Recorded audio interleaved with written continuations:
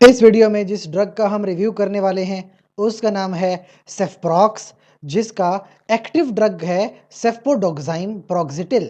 سیفپوڈوکسائم ایک anti biotic ہے۔ یہ سیفیلوسپورین کلاس سے بلانگ کرتی ہے یہ اینٹی بائیوٹک، اور یہ آپ کو اس وقت دکھائی دے رہی ہے ایک شربت میں، جس کو سسپینشن کہتے ہیں۔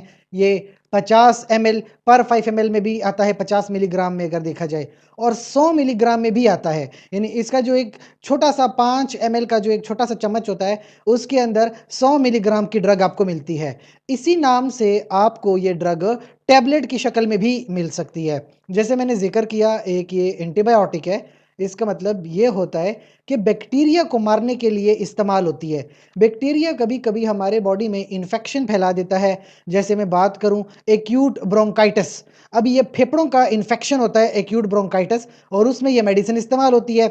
کبھی کبھی کسی کو نمونیا ہو جاتا ہے، نمونیا بھی ایک بیکٹیریل انفیکشن ہے، اور اس کے لیے بھی یہ میڈیسن استعمال ہو سکتی ہے 200 ملی گرام میں۔ یعنی صبح بھی آپ لے سکتے ہو اور شام کو بھی آپ یہ ڈرگ لے سکتے ہو۔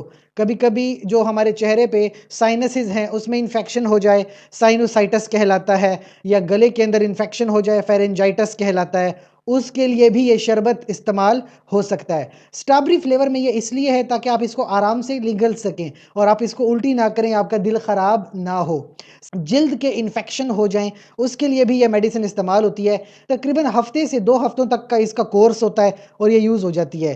مردوں میں یا خواتین میں، مردوں میں خاص کر کے گونوریا ہو جائے، خواتین میں خاص کر یہ جو گونوکوکل انفیکشن ہوتے ہیں، پیشاب کی نالیوں کے انفیکشن ہوتے ہیں، ان میں بھی یہ میڈیسن استعمال ہو سکتی ہے۔ دن میں 200 ملی گرام تک آپ لے سکتے ہو۔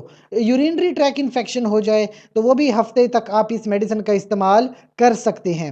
ٹھیک ہے، کیونکہ یہ ایک اینٹی بائیوٹک ہے اور آپ کو کچھ باتوں کا خیال رکھنا ہوتا ہے، خاص کر کے نا پریگننسی میں کبھی بھی کوئی میڈیسن ہم خود سے استعمال نہیں کرتے، بلکہ گائنیکولوجسٹ سے مشورہ لازمی کرتے ہیں۔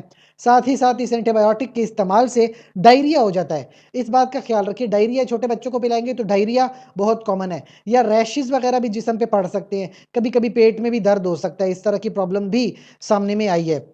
باقی دیکھا جائے تو یہ ایک سیف ڈرگ ہے، اس کا کوئی مسئلہ نہیں ہوتا۔ بہرحال اگر آپ کا کوئی بھی سوال ہے ڈرگ کے حوالے سے، کمنٹ سیکشن میں پوچھ سکتے ہیں۔ ساتھ ہی ساتھ گزارش کریں گے کہ اس چینل کو لائک کریں، کمنٹ کریں، شیئر کریں، سبسکرائب کریں۔ شکریہ۔